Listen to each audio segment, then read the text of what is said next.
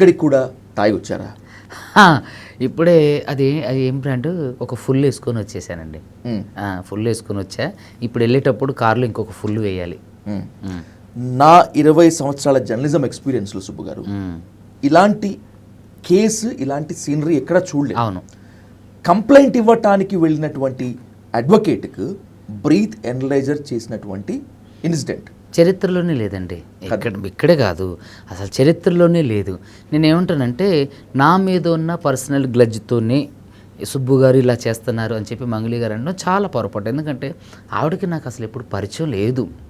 ఈ ఇన్సిడెంట్ జరిగినప్పుడు నేను మీరు కార్తీక్ కొడగండ్ల గారి ఇంటర్వ్యూ కూడా చూడండి, ఆయన చాలా క్లియర్గా మాట్లాడిండు. వేణు ఉడుగుల గారు ఇంటర్వ్యూ చూడండి, ఆయన చాలా క్లారిటీగా మాట్లాడాడు. ఆవిడ నేను కలవటం అదేమో ఫస్ట్ సారి. అంతకుముందు ఫోన్లో మాట్లాడా.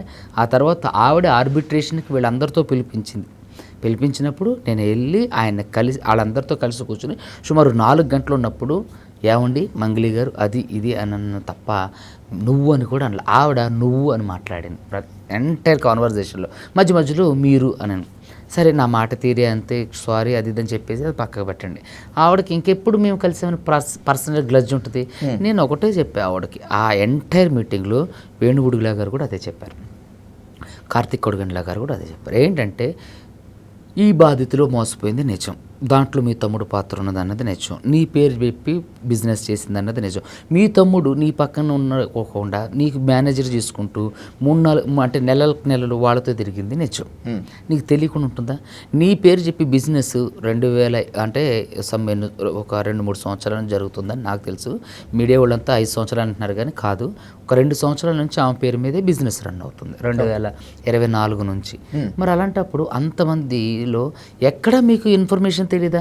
ఎక్కడో మారుమూలలో ఉన్నటువంటి ఒక ఇన్సిడెంట్ మన దాకా వస్తున్నప్పుడు మీ తమ్ముడు మీ పక్కన ఉన్నటువంటి మధు, మీ సన్నిహితులైనటువంటి మధు చేసే ఈ కోట్ల రూపాయల స్కామ్ గురించి మీకు రమావత్ మధు మీకు ఒక వీడియో చూపించడానికి ఈరోజు నేను ఫస్ట్ రోజు ఆవిడ నాతో మాట్లాడినప్పుడు ఆడెవడో నాకు తెలియదు అంది. మొన్న పంజాగుట్ట మీటింగ్లో అవునండి మా కమ్యూనిటీ వాళ్ళు వస్తారు మాట్లాడతారు, వాడు మా కమ్యూనిటీని ఆదరించా అంతే. తర్వాత వాడితో ఒక స్క్రిప్టెడ్ నాటకం ఆడించి జైలుకి వెళ్ళడానికి కారణమైంది. నేను ఇక్కడ ఏమంటానంటే వాడు ఎవరో నాకు తెలియదు, వాడికి నాకు సంబంధం లేదు, 1-2 సార్లు కలిసి ఇంకో మీటింగ్లో అంది. మరి అలాంటప్పుడు ఆడెవడో మీకు తెలియనప్పుడు ఆడు మీతో పక్కన ఉంటాడు ఎక్కడ. అవును, ఆ పక్కకి వెళ్ళిపోతున్న వ్యక్తి అభిషేక్ నాయక్. ఇక్కడ ఇంత క్లోజ్గా బ్యాండ్ పక్కన కూర్చొని జనాలలో కాదు, బ్యాండ్ పక్కన స్టేజ్కి చాలా దగ్గరగా ఏంటి మీకు అసలు ఆడెవడో తెలియదు అన్నారు. తర్వాత మా తమ్ముడు స్నేహితులు వస్తుంటారు, అక్క మా బిడ్డ అక్క అన్నట్టు. ఓకే వస్తుంటారు, చాలు, ఆవిడ ఒక పెద్ద స్టార్ కాబట్టి వస్తుంటారు, మాట్లాడుతుంటారు. కానీ పర్టికులర్గా ఈ వ్యక్తి మీతో మీ డ్రగ్స్ పార్టీ కేసులో అంటే ఏదైతే మీరు ఆరోపణలు ఎదుర్కొన్నారో డ్రగ్స్ పార్టీకి సంబంధించి ఆ డ్రగ్స్ పార్టీ అనేది ఆ బర్త్డే పార్టీ ఈవెంట్లో కూడా వీడు ఉండరు మధు. ఆ బర్త్డే పార్టీ ఈవెంట్లో రమావత్ మధు పార్టిసిపేట్ చేశాడా, లేకపోతే మీకున్న ఇన్ఫో ప్రకారము ఆ బర్త్డే పార్టీని మొత్తం హోస్ట్ చేసింది, అరేంజ్ చేసింది రమావత్ మధునేనా? అయితే రమావత్ మధువే హోస్ట్ చేసిందని చెప్పేసి ఒక బాధితులే చెప్పారు. మిగతా వాళ్ళు అందులో ఇతను ఇన్వైట్ చేయబడి మంగ్లీ గారికి ఒక 15 లక్షల రూపాయలు డైమండ్ నెక్లెస్ ఇచ్చానన్న దాన్ని ఆరోపణలు బలంగా వినిపిస్తున్నాయి. ఆ బర్త్డే రోజు ఆ పార్టీలో ఇతను హోస్ట్ చేసిండు అంటానికి ఒకళ్ళిద్దరు మాత్రమే చెప్తున్నారు. సో దాంట్లో నేను చూస్తే వేరే వాళ్ళ పేరు వచ్చింది, ఎవరో సమ్ రెడ్డి అని. సో దాంట్లో హేమాకాంత్ రెడ్డి బాధితుడు, అది కాదు, ఇంకొకళ్ళు ఎవరో రెడ్డి అనే పేరు వచ్చింది.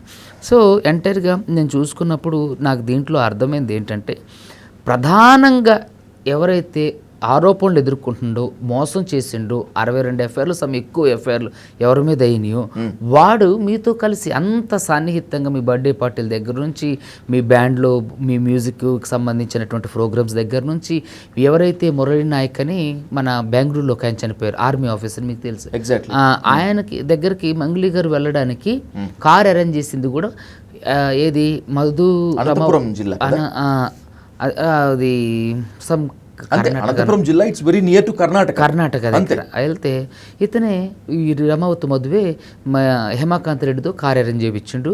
హేమాకాంత్ రెడ్డి మొన్న ఆ కార్ ఆయనకు ఫోన్ చేసి దాని వీడియోకి తీయటం కూడా మేము జరిగింది. ఎవరు వెళ్ళారు మీ కారులో, ఎంత తీసుకున్నారు, నేను మాట్లాడే కదని చెప్పడం కూడా. అంటే అంత క్లోజ్నెస్ ఎట్లా వస్తుంది?